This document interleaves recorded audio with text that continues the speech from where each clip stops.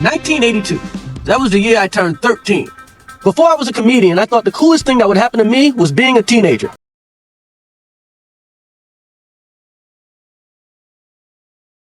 Ladies and gentlemen, we are back, and be ready because we are into the new show. You see, guys, I told you that when this video hit 1K views, we would start doing the next show. And listen, let's not dance around it.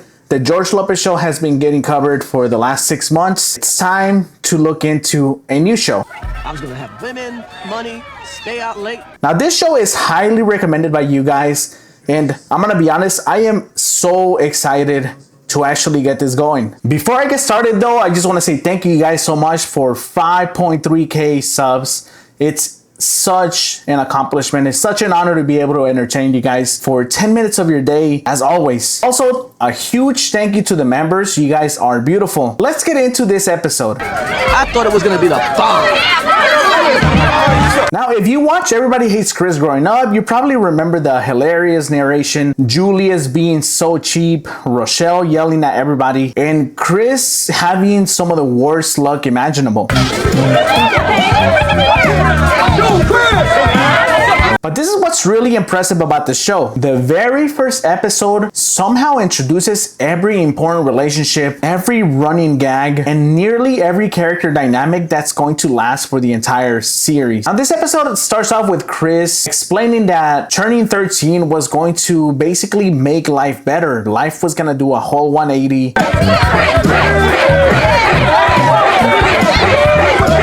Girls will notice him, people will respect him. Basically, everything is about to change. Immediately, that dream is crushed. Boy, was I wrong. Chris, sit in the bathroom and wipe the pee off the toilet seat. See, every single hopeful moment is crushed by reality, and that essentially becomes the formula for every single episode. When I was 13, my mother convinced my father to move us out of the project. She always said project is just another word for experiment. We are quickly introduced to the family. Can we stop at McDonald's? You got some McDonald's money? Julius, the kids have to eat. You get one combo meal. Drew gets the burger, Tanya gets the fries, Chris, you can have a drink. Julius works multiple jobs and somehow knows the exact price for absolutely everything. We're not talking he's making a guess, like he knows exactly how much it is. That's $1.09 in the trash. That's $2 on fire. That's 49 cents of spilt milk dripping all over my table.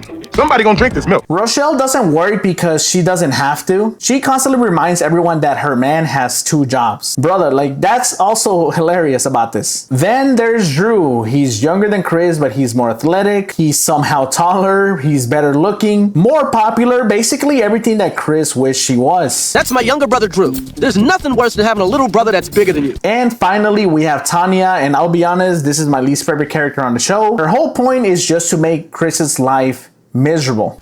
My sister Tanya was the youngest and would do anything to get me in trouble. Chris, clean that mess up. Tanya did it. Did I ask you that? The crazy part though is that these descriptions of these characters are consistent throughout the entire show. So the family is moving to Bed-Stuy, and Chris is basically explaining why they had to move. His parents wanted a better neighborhood, but the local schools weren't exactly great, and so Chris is stuck going to Corleone Junior High, and boy am I excited to talk about all of this. Why is it that Drew and Tanya get to go to school in our own neighborhood, but have to go all the way out to Brooklyn Beach? Cause the junior high school around here is like a hoodlum factory. Those white kids, they get an education. Not a Harvard type education, just a not sticking up a liquor store type education. But see, Chris is going to a school that's 2 hours away that is populated by essentially 99% all white people. This move to Rochelle is supposed to improve Chris's future, but in all reality, it is just setting up every problem that Chris is going to deal with for the rest of his life. Now, Chris ends up taking the bus to school, and I believe he actually has to take 2. You got your bus pass? Yeah, where? Keep on. You lose this bus pass and your behind's gonna be walking to school. This isn't just transportation, it's Chris entering an entirely different world. I had to take 2 buses to school every day. Was the junior high school across the street really that bad? It's like rock and roll. School shootings were also invented by blacks and stolen by the white man. He's surrounded by people who don't look like him. My next bus was the 44. I was the only black person on the bus, and nobody would sit next to me. I mean, nobody. he doesn't know anyone. And before he even reaches school, you already know that he's extremely uncomfortable. And this is one of the things that's more effective about the show, is that the show doesn't waste your time explaining segregation or school zoning. It literally lets Chris experience it, and we get to see it firsthand. My mother thought going to a white school meant I would get a better education and I would be safer. Wrong. Honestly, I'm telling you, that is the most effective way to go on about situations like these. So his first day at school, Chris immediately sticks out. Essentially, everybody notices him, from students to teachers. Then enters Joey Caruso. That's Joey Caruso, a little thug with a big chip on his shoulder. You know, I managed to avoid him before I wore these shoes. Nice shoes, Bojangles. That's not what your mother called me when I was tap dancing in her drawers last night. Without even knowing Chris, this is the guy that's going to be around for the entire rest of the series, who eventually becomes Chris's bully. What? Did I stop? You know who I am. You step on my shoe again, I'm gonna tell you who I am. I'm from Bed-Stuy, boy. I'll bring half of Marcy up in here. Now, if you know what's what, you know exactly why Joey is bullying Chris. And yes, Caruso bullies absolutely everyone, but there is a specific reason why he bullies Chris. Thankfully, we get to meet one of Chris's friends, Greg. Hey, you really from Bed-Stuy, do or die? Yeah. You ever been shot? No. Well, at least not yet. I'm Greg. I'm Chris. Greg is also a lot like Chris, socially awkward, he's nerdy, he's a little clueless, but unlike everyone else, he actually talks to Chris. Greg Williger wasn't my first choice for a friend, but mutual ass-kicking seemed to bring people together. Cool shoes. And that friendship is honestly very impactful and strong because they're both outsiders. You see, both of them aren't cool, but together they're somehow even less cool. But they're friends and it works. Now, Chris ends up actually getting into a fight on his very first episode because he believes if he stands up to Caruso on the first day, he might actually be able to scare him away. And unfortunately, it does not work out for him as Caruso ends up throwing a huge insult to him. Even though Caruso was messing with me, getting embarrassed made him even madder. So you know what's coming next. This isn't over, nigger. Like, brother, I have to mute some of this, but you know what he said. Essentially, Chris decides that throwing down with Caruso is going to be what saves his reputation, as he realizes that if he backs down, it is going to be much worse for him. This is one of the things that the show does hilarious, because Chris believes that a school fight is going to get broken up super quickly. This is crazy. Man, it's a school fight. School fights only last a minute. Somebody always comes and breaks them up. All I have to do is get in the first punch. Somebody will stop it. It's almost like the show wants you to forget that Chris is black. Wait for cornbread.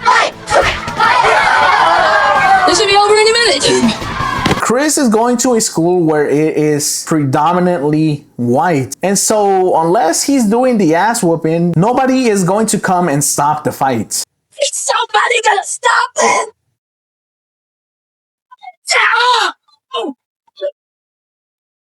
Now, after what apparently is a 30-minute fight, and brother, talk about the cardio, Chris manages to escape the fight and somehow ends up getting hurt even more while trying to board the bus again.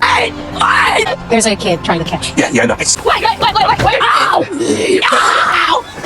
That you don't get me tomorrow. I bet I do. After a long day, Chris finally gets to come home, and we really begin to understand why it is that Chris is stressed. I was still hungry, but I was almost home. Girl, you want daddy to go to jail? I told her to quit. I have to go to the bathroom. I told you to go at school. That bathroom is nasty. You see, he has so much responsibility on his hands. He has to watch his siblings. He has to handle problems on his own. Once we get in, I don't want to hear any noise. None. Do you understand? Yes. Meanwhile, Drew does absolutely nothing wrong and Tanya can get away with everything. Now, all of this is obviously exaggerated for comedy, but it does depict this whole big brother energy. It's like this dynamic that when you're older, you tend to get more in trouble than your younger siblings. On the other hand, we get to see a little bit of who Rochelle and Julius are. My father always slept in his uniform. That way when he woke up, he'd be ready to go. You see, the first episode really just shows what kind of marriage they have, as one tends to work so much and the other one tends to just kind of run the house. But you get to see that Rochelle runs the house with an iron fist. Hey, baby, it's mommy. Is your father out? Take his plate out of the refrigerator and put it in the oven for him. What plate? The one with the big piece of chicken. And this is what's so great about this pilot. Within 20 minutes, everything is established. You get to know who Chris and his family are. You get to understand his issues. You get to understand what's to come. Do not eat the big piece of chicken. He was looking out for my father. She didn't want him to go to work hungry, because if he goes to work hungry, then he'll be grouchy. And if he's grouchy, he might call his boss cracker. And if he calls his boss cracker, then we're living in the projects again. Most importantly, it established nearly every joke that you more than likely still quote today. That's why, honestly, more than 20 years later, the first episode just feels like a classic. And it's really just because it already knew what kind of show it wanted to be. My father wasn't the type to say I love you. He was one of 4 fathers on the block. I'll see you in the morning meant he was coming home. Coming home was his way of saying, I love you. Unplug that clock, boy. You can't tell time when you sleep. Okay guys, that's gonna be it for me. Welcome to the new series. I hope you guys enjoy this video. Be ready because this show is one of the funniest ones, but also one that shows you a lot of lessons. As always, if you enjoy the content, make sure you guys drop a like, subscribe to the channel, and let me know how you're doing. I will see you all on the next one. Goodbye. You smell smoke and you think the house is gonna catch fire, get your brother and your sister and get out of here. If you smell smoke and your brother catches on fire, get your sister and get out of here.